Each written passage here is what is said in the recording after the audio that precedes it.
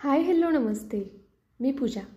मी आणि बरंच काही या यूट्यूब चॅनलवर तुम्हा सगळ्यांचं अगदी मनापासून स्वागत करते.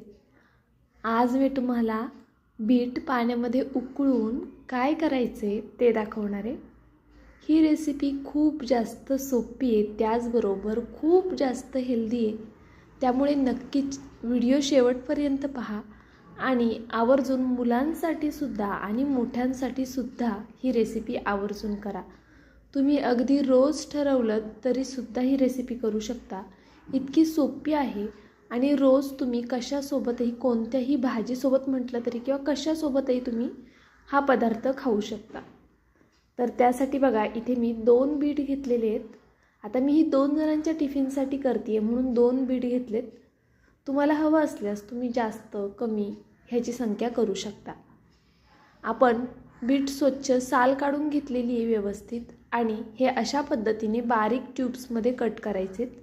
आपल्याला हे ट्यूब्स उकडून घ्यायचेत. बीटचे हे जे काप आहेत ते उकडून घ्यायचेत आपल्याला. ते लवकर उकडले जावेत त्यासाठी मी छान बारीक ह्याच्यामध्ये कट केले. तुम्ही मोठ्या साईजमध्ये कापलं तरी चालेल, पण मग वेळ जास्त जातो. त्यामुळे शक्यतो लहान लहानच ह्याचे असे काप करून घ्यायचेत. तुम्ही जर माझ्या चॅनलवरती नवीन असाल आणि अजून चॅनलला सबस्क्राईब केलं नसेल तर प्लीज एक सबस्क्राईब नक्कीच करा. त्याचबरोबर सोबतचं बेल आयकॉनसुद्धा क्लिक करा, जेणेकरून माझ्या व्हिडिओचं नोटिफिकेशन सगळ्यात आधी तुमच्यापर्यंत येईल.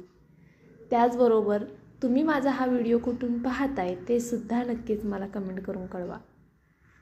तर इथे बघा, संपूर्ण बीट असे छान काप करून झालेत बीटाचे. आणि आता एक झाऱ्या घेतला आहे मी, त्यामध्ये हे बीट टाकून घेते. तुम्ही डायरेक्ट कढईमध्ये टाकलेत तरी चालेल, पण हातावरती उडू शकतं. त्यामुळे सेफ्टी म्हणून असं झाऱ्यामध्ये किंवा कशात तरी प्लेटमध्ये वगैरे घेऊन अलगद असं सोडून द्यायचं. उकळलेल्या पाण्यामध्ये आपल्याला हे टाकून घ्यायचे आणि झाकण ठेवून छान होऊन द्यायचं. कमीत कमी 5 मिनटं तरी ह्याला छान होऊन देऊया. तर बघा, 5 मिनटं झालेले आहेत. आपण झाकण काढून चेक करूया हे शिजले की नाही. तर बघा, इथे स्पूनच्या साहाय्याने मी चेक करते. आपल्याला बीट खूप ओव्हर कुक नाही करायचं आहे. नॉर्मल असं शिजलं की काढून घ्यायचं आहे. नॉर्मल म्हणजे कसं, एक 60-70% शिजलं ना बीट की आपल्याला काढून घ्यायचं आहे. हा खूप गाळ नाही करायचं आहे किंवा ओव्हर कुक नाही करायचं आहे. तर बघा, इथे मी आता पीठ काढून घेते आहे संपूर्ण. पुढे काय करायचं ते पहा. ते पाणीसुद्धा फेकून नाही द्यायचं आहे, ते सुद्धा पुढे आपल्याला लागणार आहे. आता इथे मिरची, लसूण, जिरं आणि अद्रक एवढेच जिन्नस घेतलेत मी. हे आपल्याला मिक्सरच्या भांड्यामध्ये घालून वाटून घ्यायचं आहे सुरुवातीला. तर बघा, हे संपूर्ण आधी वाटून घेते म्हणजे हे व्यवस्थित बारीक वाटलं जाईल, नाहीतर मग मिरची अखंड राहू शकते. तर पाहू शकता तुम्ही, मी इथे संपूर्ण मिरची, लसूण, अद्रक आणि जिरे वाटून घेतलेले. आता यामध्ये हे बीटाचे काप घालायचे आहेत आपल्याला. जितके बसतील तितके घाला किंवा मग 2 बॅचेसमध्ये वाटलेत तरीसुद्धा चालेल. आता इथे मी 2च बीटांचं करते त्यामुळे काप कमी होते. संपूर्ण बसलेले आहेत. आता मी हे छान असं बारीक वाटून घेते. एकदम फाईन वाटायचं. आणि जर तुम्हाला पाण्याची गरज पडली तर जे शेवटी शिल्लक राहिलेलं पाणी होतं ते थोडंफार घातलं तरी चालेल किंवा नाही घातलं तरी चालेल. जर वाटताना तुम्हाला वाटलं की थोडं पाणी घातलं पाहिजे, तर जे कढईत शिल्लक राहिलेलं पाणी होतं ना त्यातलंच थोडंसं पाणी यात घालायचं आहे. तर बघा, हे छान असं एकदम बारीक असं मी वाटून घेतलेलं आहे. आता हे आपण एका बाउलमध्ये काढून घेऊया. शक्यतो बाउल थोडा मोठाच घ्यायचा हे काढण्यासाठी बॅटर. तर बघा, इथे मी संपूर्ण बॅटर अशा पद्धतीने काढून घेतलेलं आहे बाउलमध्ये एका. आता काय करायचं आहे आपल्याला, ह्या भांड्याला बऱ्यापैकी बीट लागलेलं आहे त्यामुळे थोडंसं यामध्ये पाणी घालते आहे मी. कोमट पाणी आहे हे. कोमट पाणी आपल्याला यामध्ये घालायचं आहे शक्यतो. आता बघा, इथे हे भांडं थोडं हिसळून घेते आणि हे पाणीसुद्धा यामध्ये घालून घेते अशा पद्धतीने. काही वाया नाही गेलं पाहिजे त्यासाठी. आणि असंही आपल्याला या रेसिपीमध्ये पाण्याची गरज पडणार आहे, पण खूप नाही, अगदी थोडंसं. तर बघा, इथे मी एवढं पाणी घालून घेतलं यात.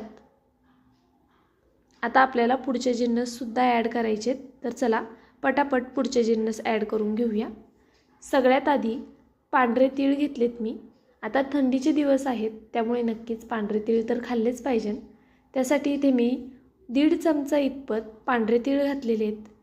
त्यानंतरनं थोडासा आपल्याला यामध्ये गरम मसाला घालायचा आहे।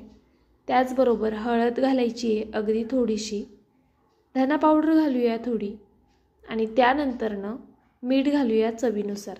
आपण यात लाल तिखट वापरलं नाही कारण की आपण हिरवी मिरची वाटलेली आहे सुरुवातीला। जर तुम्हाला हिरव्या मिरचीतलं करायचं नसेल तर या स्टेजला तुम्ही लाल तिखट आणि बेडगी मिरची पावडर घालू शकता, पण तशी बेडगी मिरची पावडरची काही गरजच पडणार नाही कारण की बीटाला ऑलरेडी स्वतःचा भरपूर लाल कलर असतो। आता बघा हे आधी सगळं एकजीव करून घ्यायचं अशा पद्धतीने। हे छान एकजीव झालं की यामध्ये आपल्याला गव्हाचं पीठ ॲड करायचे। तर पाहू शकता तुम्ही इथे जितकं या बॅटरमध्ये बसेल तितकंच गव्हाचं पीठ ॲड करायचं। खूप जास्त प्रमाणामध्ये पीठ घालायचं नाही, नाहीतर मग बीटाची जी टेस्ट आहे ती अजिबातच येणार नाही किंवा मग ते पौष्टिक जास्त होणार नाही। तर आपल्याला यामध्येच जितकं बसेल तितकं पीठ घालून हे छान असं ह्याचा मऊसूत असा गोळा तयार करून घ्यायचा आहे। तर बघा अशा पद्धतीनेच छान हाताने कुस्करून हे पीठ आपल्याला मळून घ्यायचे। चमच्याने वगैरे मळता येणार नाही, त्याच्यामुळे असा हाताचा वापर करूनच आपल्याला पीठ मळायचं आहे। आणि इथे बघा थोडं थोडं करत मी हे पाणी ॲड करते आहे। जे कढईमध्ये शिल्लक राहिलेलं पाणी होतं ना ते हे पाणी आहे। गरज लागली तर हेच पाणी वापरायचं आहे आपल्याला आणि यात बसेल इतकं बघा पीठ असं मी मळून घेतलेलं आहे। तुम्ही पाहू शकता आणि किती छान आणि मस्त पीठ मळलं गेलं आहे। बीटामध्ये खूप छान पीठ मळता येतं।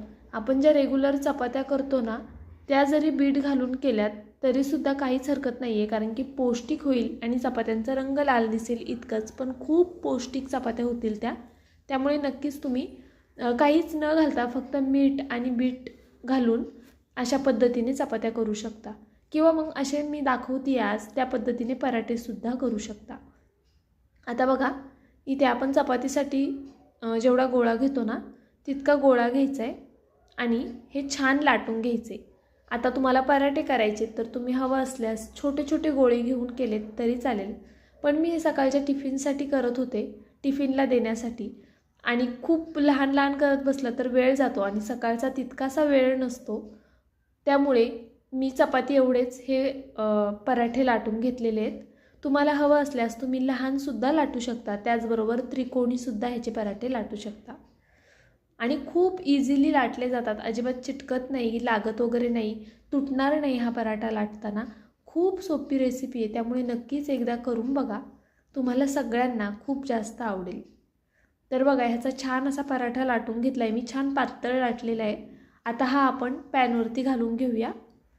तर पाहू शकता सुरुवातीला तेल वगैरे लावायची सुद्धा गरज नाही आहे आणि खूप पटकन होतो। जशी आपली चपाती भाजली जाते ना अगदी त्या पद्धतीने झटपट असा हा भाजून होतो। नॉर्मली जशी आपण नेहमी चपाती भाजतो अगदी त्याच पद्धतीने हा पराठासुद्धा आपल्याला भाजून घ्यायचा आहे। आणि मध्ये जर घड्यांमध्ये तुम्हाला तेल लावायचं असेल तर नक्कीच तुम्ही लावू शकता। आपण जशी 4 घड्यांची चपाती करतो ना अगदी त्या पद्धतीने तुम्ही ही चपातीसुद्धा लाटून घेऊ शकता। आता बघा ह्याला तेल लावून घ्यायचं आहे आपल्याला अशा पद्धतीने संपूर्ण व्यवस्थित पराठ्याला तेल लावायचे। तुम्हाला हवं असल्यास तुम्ही तुपाचा सुद्धा वापर करू शकता किंवा बटर वापरलं तरीसुद्धा चालेल। तर बघा इथे दोन्ही बाजूनी मी छान असा हा पराठा भाजून घेतला आहे। अगदी छान भाजून घ्यायचा म्हणजे तो खायला जास्त छान लागतो। तर आता असाच मी दुसरासुद्धा पराठा भाजून घेते। तुम्ही जर माझ्या चॅनलवरती नवीन असाल आणि अजून सबस्क्राईब केलं नसेल तर प्लीज एक सबस्क्राईब नक्कीच करा। त्याचबरोबर व्हिडिओला लाईक केलं नसेल तर एक लाईकसुद्धा नक्कीच करा। पाहू शकता तुम्ही चपातीपेक्षाही मऊसूत असे हे पराठे तयार होतात, त्यामुळे नक्कीच करा। आणि माझ्या मुलाला ज्यावेळेस मी दिला होता त्यावेळेस तो म्हटला हे कशाचं आहे, तर मी म्हटलं स्ट्रॉबेरीचं केलेलं आहे, तर त्याने खूप आवडीने खाल्लं आणि आजसुद्धा तो पुन्हा म्हणत होता स्ट्रॉबेरीचा पराठा कर ना मम्मा। त्यामुळे तुम्ही असं काहीतरी वेगळं सांगून सुद्धा मुलांना हे खाऊ घालू शकता। एकदा नक्कीच ट्राय करून पहा, केल्यानंतर मात्र मला कळवायला विसरू नका तुम्हाला माझी ही रेसिपी कशी वाटली ते। माझा व्हिडिओ तुम्ही संपूर्ण पाहिलात त्याबद्दल खरंच खूप मनापासून धन्यवाद। उद्या असाच एक काहीतरी छानसा व्हिडिओ घेऊन मी पुन्हा हजर राहीन. तोपर्यंत bye. Thank you so much for watching.